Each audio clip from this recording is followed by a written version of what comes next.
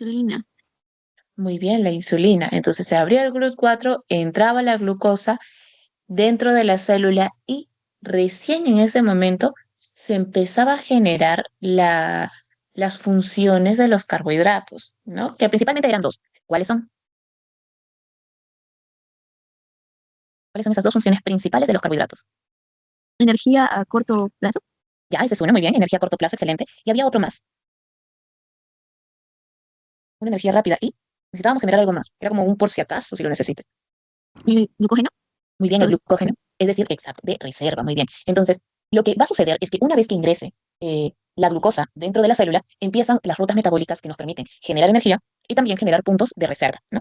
¿Y por qué necesito reserva? Si es que en alguna situación voy a requerir seguir generando energía, ¿no? Sin tener un tema de consumo de alimentos. Por ejemplo, algo muy normal es cuando estamos comiendo, cuando estamos durmiendo, ¿no? Cuando estamos durmiendo son horas que pasamos sin comer. Pero evidentemente el gasto es menos porque estamos descansando. Sin embargo, mi cuerpo sigue trabajando. Y de las reservas que tengo, pues ahí está para que siga generando energía y mi cuerpo siga trabajando de forma adecuada. Bien. Entonces, aquí,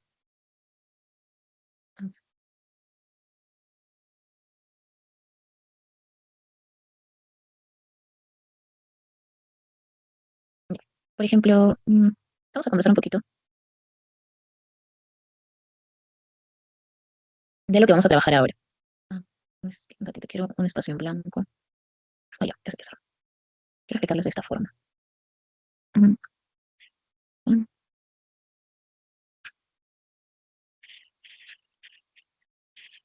mm, mm.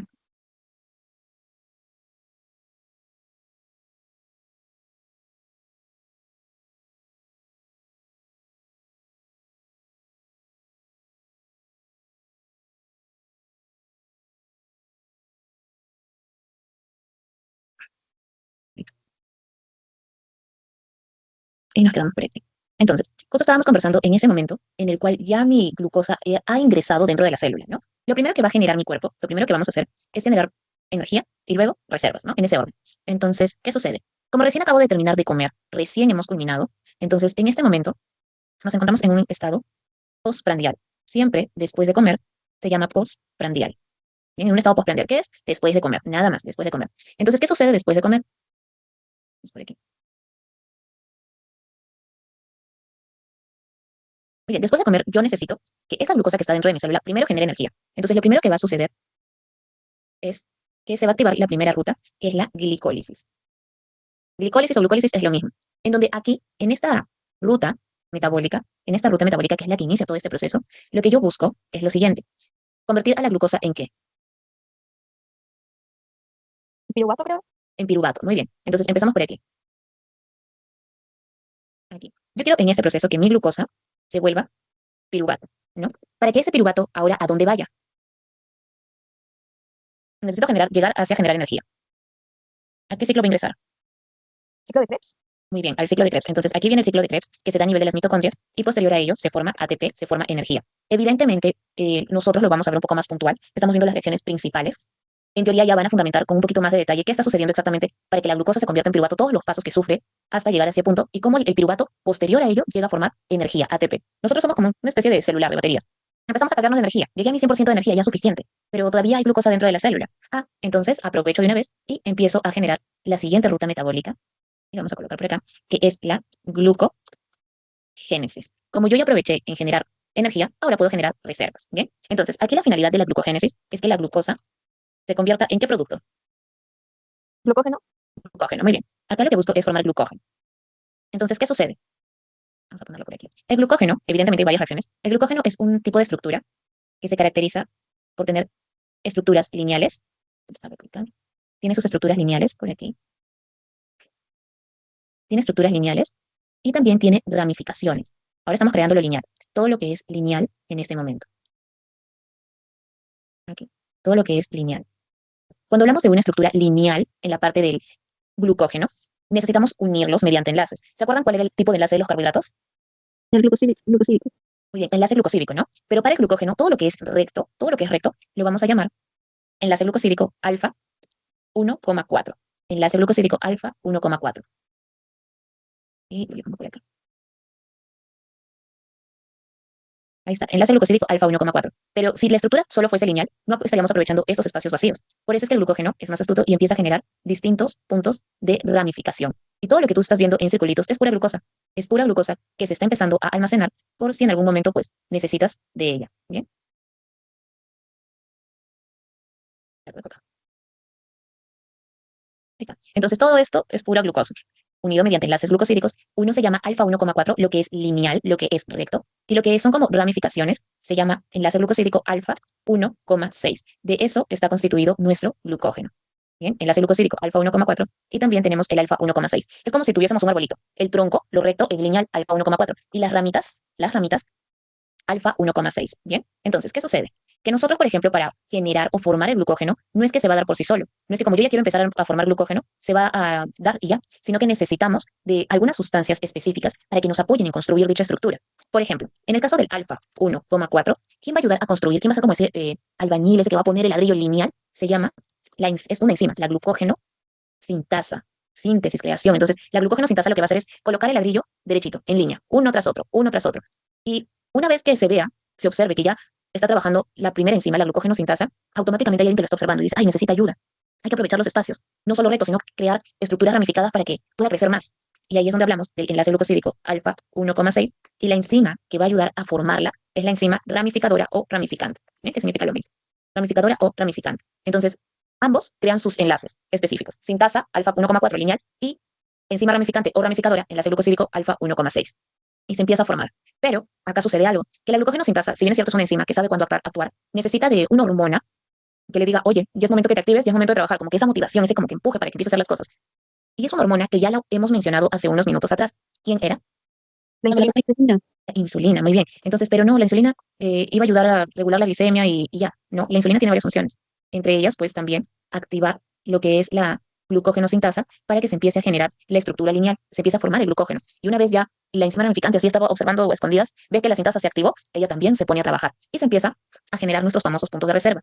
Que, por cierto, el glucógeno, ¿dónde se almacena principalmente? ¿En qué órganos? En hígado y músculos. Muy bien, en el hígado.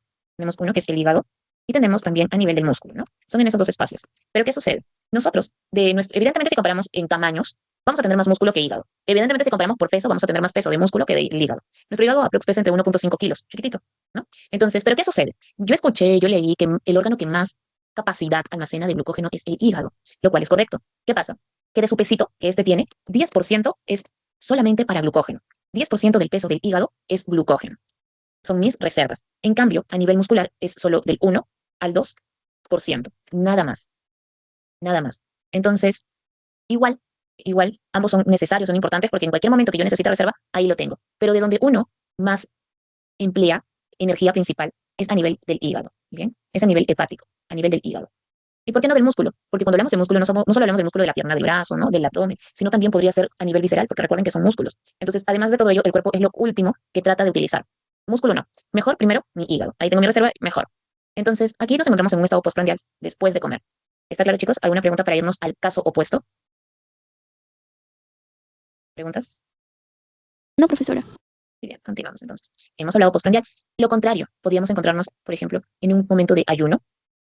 ¿Qué es lo contrario postprandial? Y no solo en el ayuno, de repente cuando estamos haciendo ejercicio, cuando nos encontramos de repente en un momento que necesitemos demasiada energía, pasa algo que nos demanda salir rápido de nuestras casas, de repente un sismo, un temblor. Entonces lo primero que hacemos es ¡pum! Correr.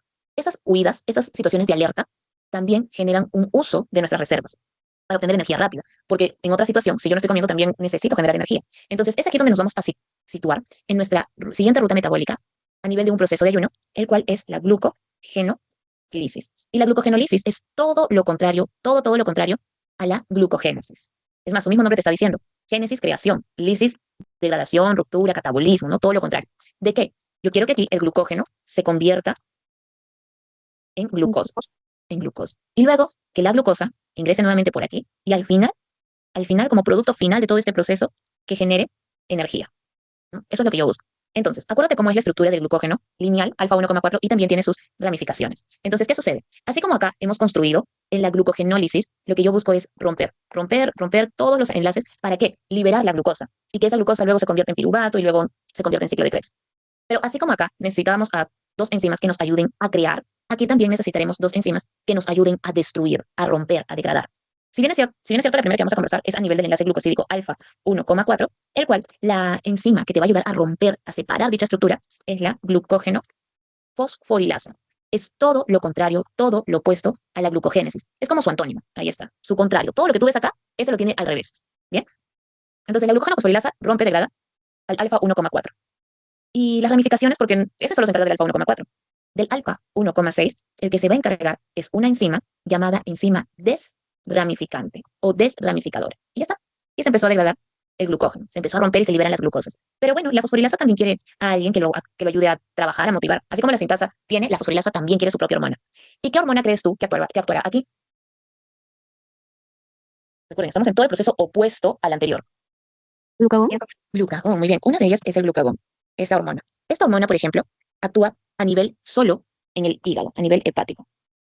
Y el músculo, por si acaso, tenemos las famosas catecolaminas, que estas sí actúan a nivel del hígado y también a nivel muscular.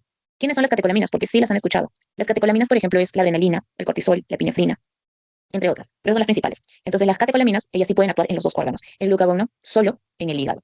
Entonces, este proceso, glucogenólisis, como te había mencionado, lo que evita mi cuerpo es utilizar mis reservas musculares. Entonces, es por ello que esta ruta metabólica que estamos viendo en este momento, va a hacer uso específico del glucógeno a nivel del hígado. Ese es uno. Glucógeno del hígado. Esta ruta metabólica actúa directamente a nivel hepático. Y además lleva un nombre, esta ruta metabólica tiene otro nombre. Nosotros también lo conocemos como ayuno breve. ¿Por qué? Se da dentro de las 24 hasta 48 horas. Hasta 48 horas. ¿De qué depende la cantidad que uno pueda llegar a almacenar, qué tanto haya comido? ¿Bien? Pero recuerda que esta glucogenólisis lo que va a hacer es utilizar las reservas a nivel del hígado. ¿Y por qué no del músculo? Ya te expliqué, el cuerpo evita, no quiere utilizar esa masa muscular, porque no solo hablamos de bracito, piernita, sino también de los órganos que son músculo. Entonces, este proceso glucogenólisis, recuerden, también se conoce como ayuno breve, dentro de las 24 a 48 horas. Mientras más la persona se alimente mejor, más reservas puede hacer para cualquier emergencia que se pueda presentar. ¿Bien? Pero, ¿qué pasaría si la persona sigue sin comer? Y ya pasó el tiempo total de la glucogenólisis. En otras palabras, ya se agotó, ya está en cero las reservas hepáticas. Es allí donde vamos a conversar de nuestra última y siguiente ruta metabólica. Entonces, la siguiente ruta es la gluconeogénesis. Muy bien, gluconeogénesis. Esta es la siguiente y la última que vamos a mencionar. Entonces, esa gluconeogénesis, lo dejamos por aquí. ¿De dónde va a sacar energía? Si ya hepática no hay, ¿qué otros puntos de almacén tenemos nosotros? ¿Dónde también almacenamos energía? Los músculos. Muy bien, uno es tejido muscular. ¿Y dónde más? Hay otro, que también te permite generar reservas. Y es esa reserva a largo plazo. Tejido, que lo vemos en nuestra pancita, ese rollito. Tejido adiposo. Tejido adiposo, muy bien. Tejido adiposo, tejido adiposo. Entonces, acá en la gluconeogénesis busca otros sustratos para generar energía, generar ATP. El problema es que en el caso del tejido muscular, al momento de hacer esa conversión para obtener ATP, se activa un ciclo que es el famoso ciclo de Cori, en el cual se libera demasiada cantidad de lactato. Y el lactato en cantidades grandes puede ser peligroso porque altera el pH de la sangre. Por otro lado, el tejido adiposo también, cuando se utiliza como sustrato, como fuente energética, también genera unos productos que son ácidos. Entonces, genera un cambio en el pH de la sangre. Por eso es que la persona tiene que alimentarse, tiene que estar comiendo, ¿no? Ahora, esta gluconeogénesis también puede recibir otro nombre, así como el anterior. Este también lo puedes escuchar como ayuno prolongado, porque se da por encima de las 48 horas. ¿Bien? Se da por encima de las 48 horas. Entonces, de esa forma es que nuestro cuerpo actúa. Lo ideal es solo llegar hasta una glucogenólisis, ¿no? Y cuando estamos durmiendo. Pero hacer que esas reservas no se utilicen, salvo que sea necesario. Una gluconeogénesis no solo compromete al uso de estos dos como sustratos, sino que también podríamos analizar otros problemas que se van a acompañar con este. Entonces, así es como trabaja nuestro cuerpo. Hasta aquí. ¿Preguntas, chicos? No hay pregunta, profesora.